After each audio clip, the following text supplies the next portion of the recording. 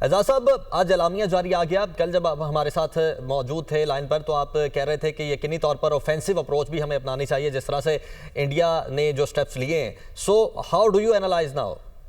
जी बिल्कुल, मैं समझता हूँ कि अच्छा एलामिया आया है और जो कौम की तवक्कुआत के मुताबिक है। हमें बिल्कुल अपोलोजेटिक हो के इस वक्त नहीं लेना था उनके इक़दामात को।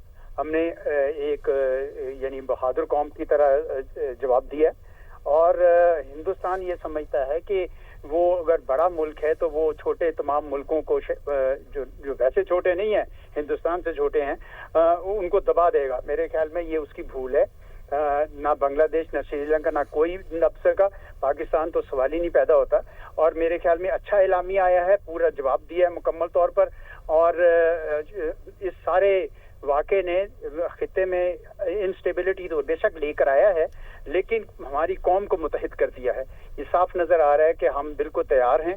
अगर खुदा न खास्ता इस किस्म की कोई हम पे आता है अगला मरहला कि जिसमें वो कोई काइनेटिक एक्शन करना चाहते हैं, तो उसकी भी पूरी तैयारी नजर आई है। और मेरा ख्याल में जो भी इन्होंने भी सोचे समझे किस्म की ये जो मुझे नजर आए हैं बयानात, बहुत अच्छे हैं। मैं तो ओवरऑल बड़ा पॉजिटिव हूँ इस पे।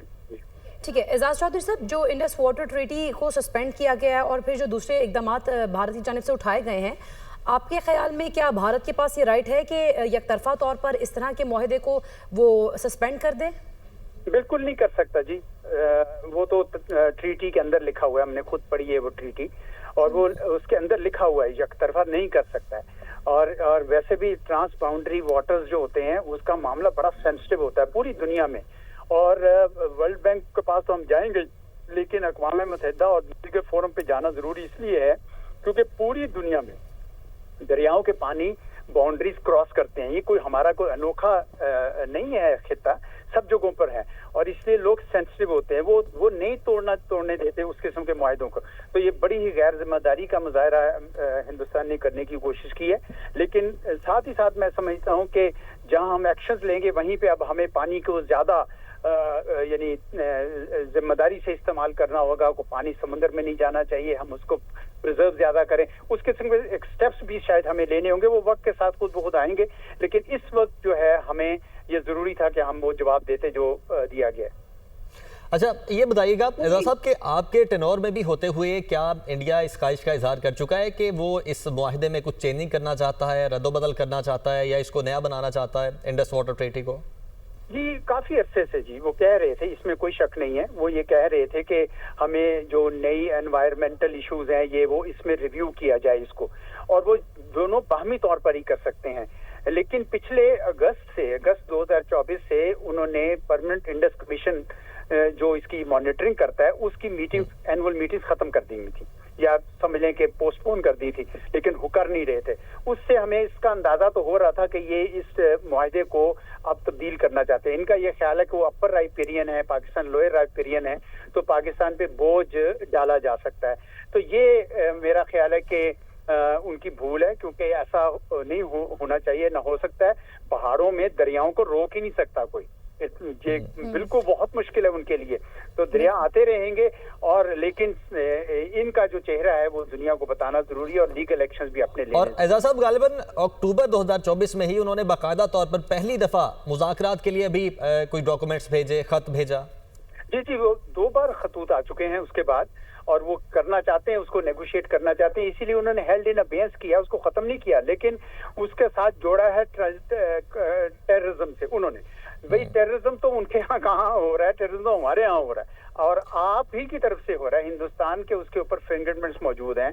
बलूचिस्तान में उनके एजेंट्स पकड़े गए हैं, उन्होंने असैसिनेशंस किए हैं, न सिर्फ पाकिस्तान में बल्कि दूसरी दुनिया के मुल्कों में भी।